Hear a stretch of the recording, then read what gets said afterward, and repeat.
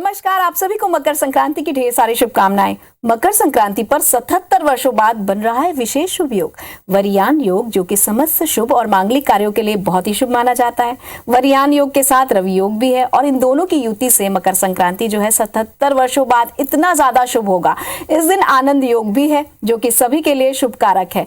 तो क्या है इन योगों का महत्व, चलिए जानते हैं। कब करनी है मकर संक्रांति की पूजा, ये बताने के लिए हमारे साथ ज्योतिषाचार्य हैं डॉक्टर दत्तात्रेय होसकरे जी। सर, आपका बहुत बहुत स्वागत। नमस्कार जी। नमस्कार जी। सर, सबसे पहले तो ये जानना चाहते हैं कि आखिर मकर संक्रांति किस तारीख को पड़ रही है, 13, 14 या 15?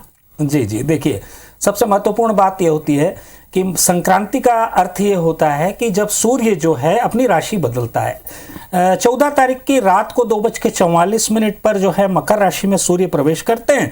उसके पश्चात जो है उत्तरायण हो जाएगा और इसके ठीक पश्चात दूसरे दिन जो है पूरे सायंकाल तक जो है पुण्य काल होता है। इसीलिए 15 तारीख को जो है मकर संक्रांति मनाई जाएगी। पूरे के पूरे उत्तरी भाग में पृथ्वी के सूर्य का प्रकाश फैलेगा, जहां पे सबसे ज्यादा आबादी रहती है। इस तरह से 15 तारीख को जो है हम मकर संक्रांति मनाएंगे। लगभग 5 माह तक यही स्थिति बनी रहेगी। जब सूर्य जो है कर्क राशि में प्रवेश करेगा मई माह में, तो सूर्य दक्षिणायन का हो जाएगा।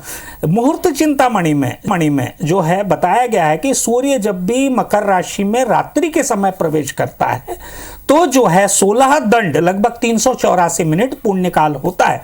तो इस तरह से हम यदि देखें तो दूसरे दिन सायंकाल तक जो है पुण्यकाल रहने वाला है। वही जो है उत्तरायण पर्व यानी कि मकर संक्रांति मनाने के लिए अत्यंत शुभ होगा।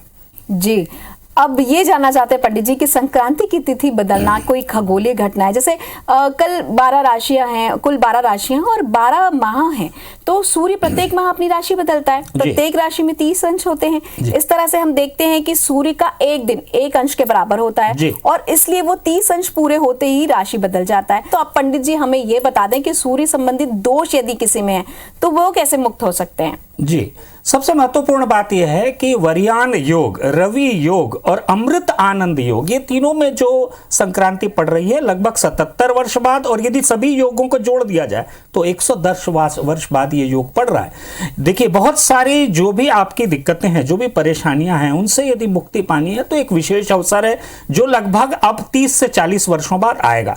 यदि रक्त संबंधी, संतान संबंधी या मस्तिष्क संबंधी कोई भी समस्या है, उच्च रक्तचाप है, ब्लड प्रेशर बहुत ज्यादा हो रहा है आपको, तो आपकी कुंडली में या तो सूर्य नीच का होकर तुला राशि में स्थित है या फिर वृषभ, धनु या मीन राशि में है। क्या उपाय करना चाहिए? स्वास्थ्य संबंधी इन समस्याओं के समाधान हेतु सोमवार की रात को 15 तारीख को आपको तांबे के पात्र में जल भरकर उसमें कुमकुम, शक्कर और बेलपत्र डालना है और इस मंत्र को आपको 7 बार उससे जल देना है। मंत्र क्या होना चाहिए? नमो नमः सहस्रांशु आदित्याय नमो नमः, इस मंत्र का उच्चारण करना है। उसके साथ ह्रीं सूर्याय नमः, इस मंत्र को भी जोड़ दें। तिल, लाल वस्त्र, हरे फल, शक्कर या गुड़ का दान करें। यदि ये करेंगे तो निश्चित रूप से लाभ होगा। जी पंडित जी, आमतौर पर ये कहा जाता है कि मकर संक्रांति बहुत शुभ होता है, इसलिए आर्थिक समस्या के समाधान के लिए भी ये समय बहुत अनुकूल होता है। तो अब आप ये बताइए कि इसमें यदि किसी को आर्थिक समस्या है तो वो क्या उपाय करें?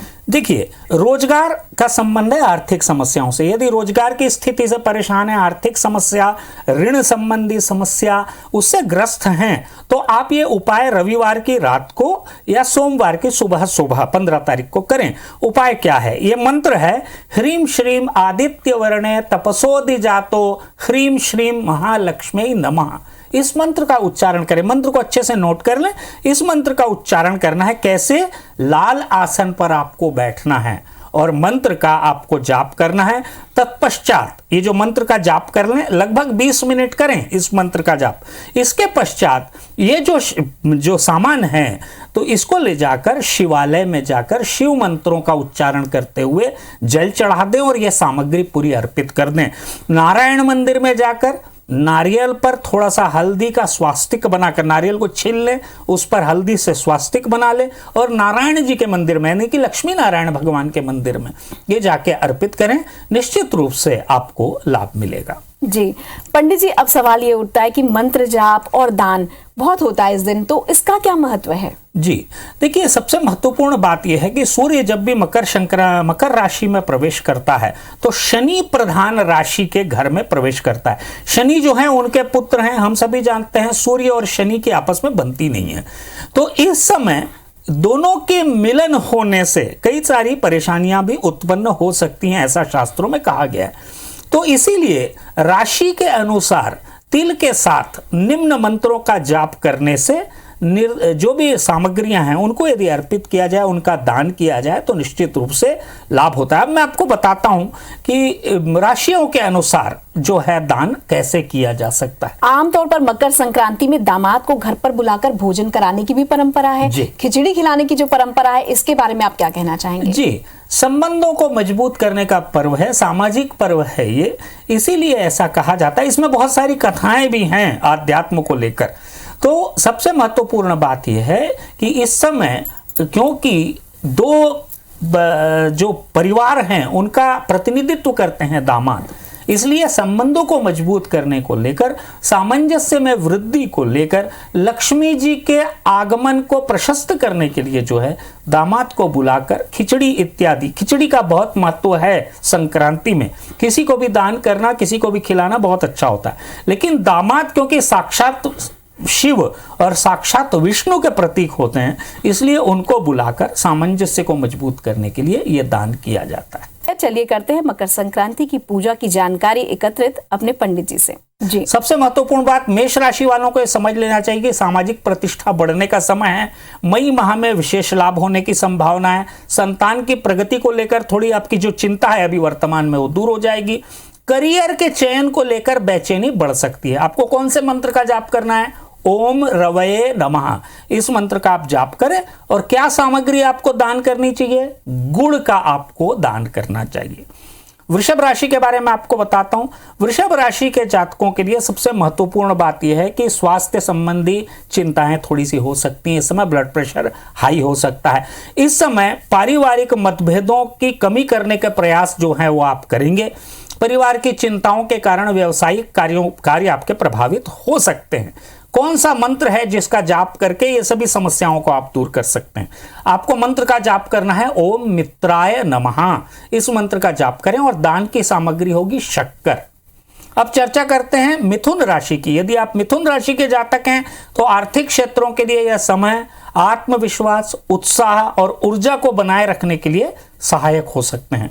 आप जो भी निर्णय लें वो सही साबित होंगे। धन संचय में अस्थिरता हो सकती है। समस्याएं जो हैं उनके समाधान के लिए इस मंत्र का जाप करें। मंत्र है ओम खगाय नमः। इस मंत्र का जाप करें। दान सामग्री आपके लिए है सिंघाड़ा और नारियल। इसका दान किसी भी मंदिर में, किसी भी ब्राह्मण को या किसी भी नीडी व्यक्ति को आप कर सकते हैं। चर्चा करते हैं कर्क राशि के जातकों की। यदि आप कर्क राशि के जातक हैं तो व्यावसायिक क्षेत्र में धन की उपलब्धता बनी रहेगी। अभी यानी अच्छा समय है। भाग्य आपका साथ दे रहा है। कुछ उन्नति के मार्ग भी दिखाई दे सकते हैं आपको। अपना कुछ समय धर्म कर्म के कार्यों में लगाएं तो शांति प्राप्त होगी आपको। समस्याओं के समाधान के लिए इस मंत्र का जाप करें। जय भद्राय नमः। इस मंत्र का जाप करें।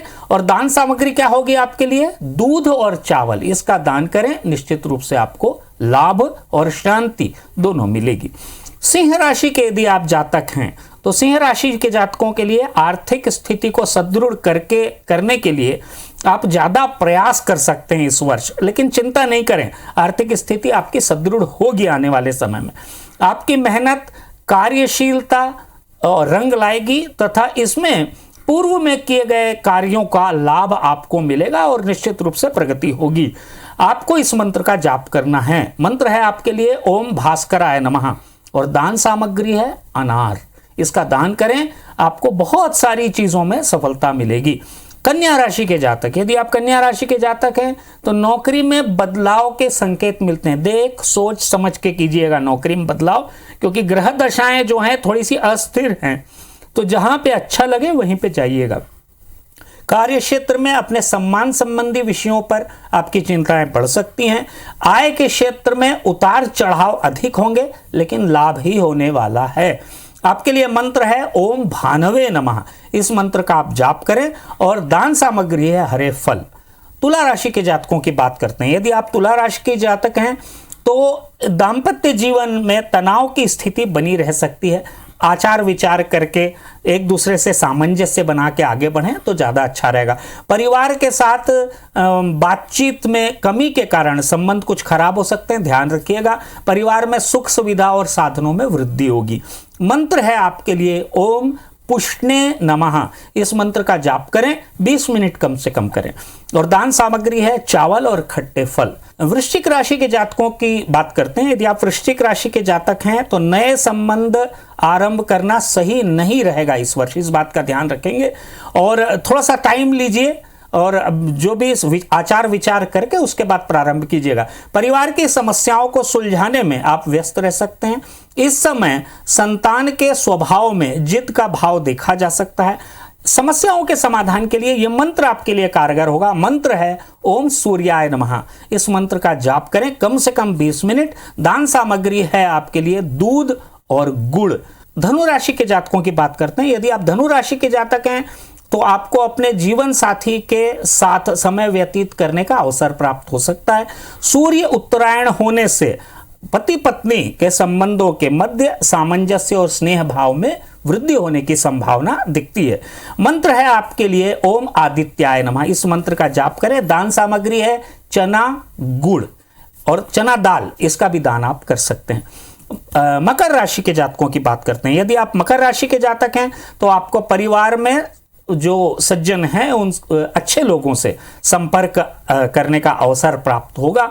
माता के स्वास्थ्य को लेकर आपकी चिंताएं थोड़ी सी बढ़ सकती हैं, थोड़ा सा ध्यान रखिएगा। यदि ब्लड प्रेशर या डायबिटीज़ वगैरह है तो ज़्यादा ध्यान दीजिएगा। धार्मिक यात्राओं पर किए गए व्यय थोड़े से आपके बढ़ सकते हैं।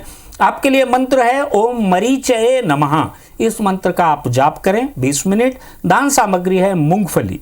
मीन राशि के जातकों की बात करते हैं। यदि आप मीन राशि के जातक हैं तो परिवार में किसी नए सदस्य के शामिल होने से योग बन रहे हैं। संतान की उत्पत्ति भी हो सकती है, विवाह इत्यादि भी हो सकता है। इसके अलावा कोई शुभ सूचना भी आपको प्राप्त हो सकती है। साझेदारी व्यापार इस अवधि में लाभ का स्रोत बनेंगे। आपके लिए मंत्र है ओम अर्काय नमः। इस मंत्र का जाप करें। दान सामग्री रहेगी बेसन की मिठाई। ये पूरी की पूरी 12 राशियों के लिए जो मैंने आपको दान सामग्री और फल बताया है, इसका आप दान सामग्री और मंत्र का जाप करने से निश्चित रूप से आपको अच्छा फल मिलेगा। जी पंडित जी, जिस तरह से आपने बताया कि किस राशिफल के लिए क्या हमें करना है समाधान और कैसे प्राप्त कर सकते हैं हम लाभ, अब ये जान लेते हैं कि दान देते समय मन में एक विचार आता है कि सफेद तिल का दान करें या काले तिल का दान। तो इस तरह के दान में क्या दोनों तिल का दान किया जा सकता है या कुछ विशेष ध्यान रखना होता है? जी, बहुत अच्छा प्रश्न है। देखिए, मैं आपको बता दूं कि तिल, जो तेल शब्द बना है उसका संबंध ही तिल से है, यानी तेल असली होता है तिल का। तो तिल का जब भी दान करें तो विशेष रूप से ये देखें कि यदि आपके घर में ज़्यादा कष्ट हैं, ज़्यादा परेशानी है, धन संबंधी समस्या है, तो आप जो है काले तिल की लड्डू गुड़ मिलाएं, उसमें उसका दान करें। गुड़ जो है सूर्य संबंधी तत्व है, तो तिल के साथ जब वो मिलता, काला तिल जो है शनि का प्रतिनिधित्व करता है, और जैसा कि मैंने कहा कि शनि की राशि में ही सूर्य प्रवेश कर रहे हैं, तो गुड़ और उसमें काली तिल मिलाकर, यदि ये कष्ट ज़्यादा है, संकट की स्थिति है, तो काले तिल के लड्डू का ध्यान करें। यदि धन संबंधी आवश्यकताएं, समृद्धि इत्यादि को प्राप्त करना चाहते हैं और जीवन में संतान की उत्पत्ति को लेकर संशय में हैं, संतान की उन्नति को लेकर संशय में हैं, धन आगमन को लेकर संशय में हैं, तो सफ़ेद तिल और शक्कर दोनों को मिलाकर यदि आप पापड़ी या कुछ भी चीज़ बना सकते हैं। एक और बात मैं आपको बता दूं, मूंगफली का भी आप लड्डू इत्यादि बनाकर उसका भी दान कर सकते हैं। जी पंडित जी, आमतौर पर देखा गया जब मंदिर में जाकर दान देने की बात होती है तो थोड़ा संशय होता है कि किस मंदिर में जाकर दान करें। जी, तो किस मंदिर में तिल का दान करना चाहिए? जी, सबसे महत्वपूर्ण बात यह है कि मंदिरों में दान करने की जहां तक बात है तो सबसे पहला ऑप्शन रखिए शिव जी का मंदिर। पहला ऑप्शन ये रखिए। दूसरा, शनि संबंधित तत्वों का समायोजन हो रहा है इस समय, तो विशेष रूप से यदि आप काली जी के टेम्पल में, काली माता के मंदिर में जाकर दान करेंगे तो वो भी अच्छा रहेगा। तीसरा ऑप्शन रखिए गणेश जी का मंदिर। इन तीनों में से किसी भी मंदिर में जाकर आप यदि दान करेंगे तो इसका जो है प्रत्यक्ष और परोक्ष रूप से आपको लाभ मिलेगा। जी पंडित जी, ये भी जानना है कि जब हम बात दान करने की करते हैं तो दान वाली सामग्री में हमें किन किन चीजों को समाहित करना चाहिए, क्या क्या रखना है हमें? जी देखिए, दान जब भी आप कर रहे हैं तो विशेष रूप से मैंने तो राशि के अनुसार दान आपको बता ही दिया है, लेकिन मैं आपको बताऊं, यदि आपको बगैर कुछ देखे दान करना है तो तिल का दान करें, सफेद और काले तिल। मूंगफली का दान करें, भुनी हुई मूंगफली या फिर सादी मूंगफली का दान आप कर सकते हैं। तीसरा, आप गुड़ का दान कर सकते हैं। चौथा, आप खोपरे का दान कर सकते हैं। खोपरा जो होता है, इसमें मेन बात यह है कि जिन तत्वों से तेल निकलता है उनका दान करना बहुत अच्छा होता है, उनका यदि दान करेंगे तो लाभ मिलता है। अलसी का भी दान कर सकते हैं, यदि राहु संबंधी दोष है तो अलसी का दान आप कर सकते हैं, अलसी से भी तेल निकलता है। इस तरह से देखें तो हम जिन भी तत्वों से तेल निकलता है उनका दान अच्छा माना जाता है। इसके अलावा पीले और हरे फलों का दान करना, यह भी संक्रांति में बहुत अच्छा माना जाता है। तो इस तरह से हम देखें तो वो सामग्रियां जो व्यवहारिक रूप से अच्छी मानी जाती हैं उनका दान, और तिल, मूंगफली और गुड़ और खोपरा, इनका दान करना बहुत अच्छा माना जाता है। जी पंडित जी, इतनी महत्वपूर्ण जानकारी आपने हमसे साझा की। तो आज का सफर बस इतना ही। हमारे सभी दर्शकों को मकर संक्रांति की ढेर सारी शुभकामनाएं। नमस्कार।